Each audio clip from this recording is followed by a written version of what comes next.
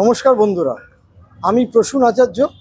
আপনারা দেখছেন প্রসূন আচার্য জার্নালিস্ট চ্যানেলের অনুষ্ঠান। আপনারা অনেকেই বলেছিলেন যে বিহারের ভোটে কি হচ্ছে ঘরে বসে রিপোর্টিং না করে আপনি বরঞ্চ বিহার থেকে ঘুরে আসুন। আমি আপনাদের কথা রেখেছি। আমি একেবারে নিজের উদ্যোগে বিহারে এসেছি, পাটনায় পদার্পণ করেছি এবং পাটনা শহরে যা পরিস্থিতি সেটা প্রাথমিকভাবে যেটা মনে হচ্ছে লোকের সাথে কথা বলে একেবারে কাঁটেকা টক্কর। এবং সবচেয়ে বড় কথা হচ্ছে এই ইলেকশানে নরেন্দ্র মোদী হচ্ছে ফ্যাক্টর বিজেপি মনে করছে, যে কারণে আপনারা যে হোর্ডিংটি দেখতে পাচ্ছেন এই হোর্ডিংয়ে দেখুন মহিলাদের টাকা দেওয়ার কথা বলা হয়েছে এবং সেখানে নরেন্দ্র মোদীর মুখ বিরাট, নীতিশ কুমারের ছোট। মুখ্যমন্ত্রী এবং প্রধানমন্ত্রী অন্তত সমান মুখের হওয়ার কথা ছিল, তা কিন্তু হয়নি। পাটনা এয়ারপোর্ট থেকে আমি যখন শহরে এলাম 36টা বক্স কাট আউট দেখলাম, অর্থাৎ তিন দিকে ঘেরা নরেন্দ্র মোদীর 3 রকম ডিজাইনের ছবি। নীতিশ কুমারের একটাও নেই, দুটো জায়গায় তেজস্বী যাদবের। এবং প্রাথমিকভাবে আজকে যে কজনের সাথে কথা বলে মনে হলো সকলে একই কথা বলছেন যে বিহারে উন্নয়ন কিছু হয়েছে বটে, রাস্তা কিন্তু যেগুলো তৈরি হচ্ছে সেগুলো হচ্ছে ওভারব্রিজ, কিন্তু ভেতরের রাস্তা আমার নিজেরও তাই এক্সপিরিয়েন্স হলো, গলির রাস্তা এক আছে, রাস্তার দুপাশের ফুটপাথ এক আছে, মানুষজন এক আছে। হয়তো আইন শৃঙ্খলার পরিস্থিতি কিছুটা পরিবর্তন ঘটেছে। আর সবচেয়ে বড় কথা হচ্ছে এই পরিস্থিতিতে জাতপাত শেষ পর্যন্ত ইলেকশানে আবার প্রধান হয়ে দেখা দিয়েছে এবং সাধারণ মানুষ বলছেন যে মানুষ ওই জাতপাতের ঊর্ধ্বে উঠে যে ভোট দেবে বলে মনে হচ্ছিল, যেটা প্রশান্ত কিশোর বারবার বলছিলেন, সেটার হওয়ার সম্ভাবনা কম। আপনারা জানেন বিহারে 243টি বিধানসভা কেন্দ্র, গতবার অল্পের জন্য টার্গেট মিস করেছিল তেজস্বী যাদব, কিন্তু এবার টার্গেট লক্ষ্য করে ঝাঁপিয়েছে। সঙ্গে আছে কংগ্রেস, সঙ্গে আছে সিপিআইএমের লিবারেশন, সঙ্গে আছে অন্যান্য বামপন্থী সিপিএম সিপিআই, মুকেশ সাহানি আর ইন্ডিয়া এক্সক্লুসিভ পার্টি চন্দ্রবংশী। এইবার ভোট কোন দিকে যাবে সেইটাতে পরিষ্কার ডিভিশন রয়েছে। রাহুল গান্ধী, যিনি বিরোধী দলনেতা সংসদের, এবং আপনারা জানেন যে রাহুল গান্ধী ভারত জোড়ো যাত্রা করে বিহারে যে ভোট অধিকার যাত্রা করেছিলেন, তারপরে তিনি টার্গেট করেছেন একেবারে গরিব অংশকে, যে কারণে আমরা তাকে পুকুরে নেমে জেলেদের সাথে স্নান করতে এবং মাছ ধরার ছবিও দেখতে পেয়েছি, যেটা সমাজ মাধ্যম বা অন্য ক্ষেত্রে চলে এসছে। অন্য দিক থেকে নরেন্দ্র মোদী এবং নীতিশ কুমার তারা jungle raj, law and order situation ইত্যাদির ওপরে ভরসা করে ইলেকশন করার কথা বলছে। মনে করিয়ে দিচ্ছেন প্রতিদিন নরেন্দ্র মোদী যে লালুর জমানায় জঙ্গলরাজ ছিল, কিছু ক্ষেত্রে তেজস্বী যাদব ক্ষমা চেয়েছেন। তিনি বলছেন আমি ক্ষমতায় এলে গুন্ডারাজ সম্পূর্ণভাবে শেষ করে দেব। বিহারের সিচুয়েশান ঠিক এই রকম একটা জায়গায় গিয়ে দাঁড়িয়েছে যে আজকে অবশ্য প্রচার শহরের বাইরে হচ্ছে, কালকে পাটনা এবং সংলগ্ন এলাকায় প্রচারের শেষ দিন এবং তারপরের দিন বন্ধ। 6 তারিখে প্রথম পর্যায়ের ভোট। আমি কয়েকজনের সাথে প্রাথমিকভাবে কথা বলবো। सर क्या लग रहा है आपका चुनाव का क्या हाल लग रहा है? चुनाव का हाल 6 तारीख का चुनाव है, तो क्या होगा? वोट पड़ेगा ना ये परिवर्तन का कुछ उम्मीद है क्या? ना जो जैसा है नीतीश बाबू था ऐसा ही नीतीश बाबू रहेंगे? नीतीश जी का वोट पड़ेगा। नीतीश जी का वोट पड़ेगा।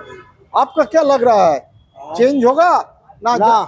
ना जैसा ही नीतीश कुमार का है। नीतीश कुमार जो है ईमानदार आदमी हैं, लेकिन और विकास पुरुष हैं।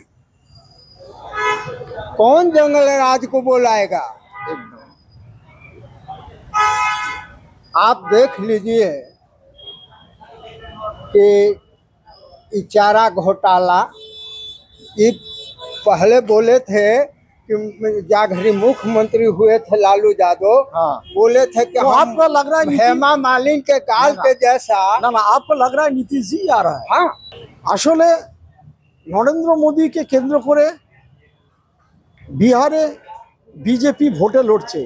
বিজেপির কোনো নিজস্ব মুখ নেই এবং সেই মুখ তুলে ধরার ক্ষেত্রে যার উপর নির্ভর করেছিল ডেপুটি চিফ মিনিস্টার সম্রাট চৌধুরী, তিনি আটারলি ফেলিওর। কারণ তিনি নিজে ফেল করেছেন মাধ্যমিকের আগেই এবং পড়াশুনো নিয়ে তার বিরাট বিতর্ক হয়েছে। সুশীল মোদী নেই এবং বিজেপি অদ্ভুতভাবে গোটা ইলেকশন ক্যাম্পেনে গায়েব করে দিতে পেরেছে যে নীতিশ কুমারের চেহারা। সেটা যত দিন যাচ্ছে তত জেডিইউর লোকেরা বুঝছে এবং নীতিশ কুমারের সমর্থকরা বুঝছে। উন্নয়ন বলতে যে জিনিসটাকে বলা হচ্ছে মূলত সেটা হচ্ছে মহিলাদের টাকা দেওয়া, মহিলাদের স্বরোজগার ইত্যাদি বিষয়গুলোকে তুলে ধরার কথা বলা হচ্ছে। কিন্তু কর্মসংস্থান যে হয়নি সেই কথা কিন্তু বারবার বিহারের অন্যান্যরা, সাধারণ মানুষ বারবার বলছেন এবং শেষ পর্যন্ত কতটা কর্মসংস্থান হবে সেটা নিয়ে একটা সংশয় থাকলেও অন্তত তেজস্বী যাদব একটা কর্মসংস্থানের ব্যাপারে বড় আশ্বাস দিতে পেরেছেন, এইটুখানি বলা যায়। এবার প্রশ্ন হচ্ছে যে জাতপাতের ঊর্ধ্বে উঠে মানুষ ভোট করবে না জাতির ইকুয়েশনই ভোট করবে। আমার কিন্তু প্রাথমিকভাবে মনে হচ্ছে যে জাতপাতের ঊর্ধ্বে উঠে মানুষ অতটা ভোট করবে না, যদিও উন্নয়নের একটা ব্যাপার আছে, কর্মসংস্থানের একটা ব্যাপার আছে এবং আপাতত প্রাথমিকভাবে আমি আসার পর যে কজনকে জিজ্ঞাসা করেছি তারা প্রত্যেকে বলেছে কাঁটে কা টাক্কার, অর্থাৎ সমানে সমানে লড়াই চলেছে ইন্ডিয়া ব্লক এবং আরজেডি ব্লকের মধ্যে। আপনারা জানেন যে রাহুল গান্ধী, তেজস্বী, তার এছাড়া ইন্ডিয়া ইনক্লুসিভ পার্টি এবং ভিআইপি মুকেশ সাহানি, তার সাথে মালে এবং সিপিএম সিপিআই অর্থাৎ লেফটিস্টরা, তারা মূলত গরিব, দলিত, মুসলমান তাদেরকে টার্গেট করেছে। অন্যদিকে আপার কাস্ট, ভূমিয়ার, ব্রাহ্মণ, রাজপুত এবং অন্যান্য ওবিসিকে টার্গেট করেছে বিজেপি এবং জেডিইউ। এই টার্গেটের মধ্যে কে কার টার্গেটে শেষ পর্যন্ত রিচ করবে তা নিয়েই তুল্যমূল্য লড়াই শুরু হয়েছে। প্রচণ্ড ইন্টেন্স ক্যাম্পেন হচ্ছে এবং এয়ারপোর্টে নেমে দেখলাম যে শুধুই গাড়ি অর্থাৎ বিজেপির। এবং আমি জিজ্ঞেস করলাম একজনকে যে নরেন্দ্র মোদী 36টা কাট আউট, নীতিশ কুমারের একটাও কাট আউট নেই গোটা পথের মধ্যে, এটা কখনো হয়? এটা অবিশ্বাস্য ব্যাপার। বললো পুরো পয়সা খরচা করছে বিজেপি, তাহলে কেন তারা কাট আউট দেবে? আপনারা দেখুন, এই ছবিটাও আরও পরিষ্কারভাবে বুঝতে পারবেন।